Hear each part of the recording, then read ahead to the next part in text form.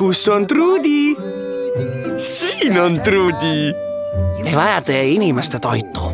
Ma olen pargis näinud, et lapsed söövad soolapunkasid. Aga pähklid? Ei, ta tõmbab need kurku. Ta peaks sööma näritud putukaid nagu mina, kui mina laps olin. Beebid ei söö putukaid, Jacko. Ja koalad ei kanna pükse. Mida sa öelda tahad? Tal on õigus. Mis te arvate, kui prooviks piimakokteili? Sa oled hea isa, Jacko. No mis ma kosta oskan? See on mul loomuses.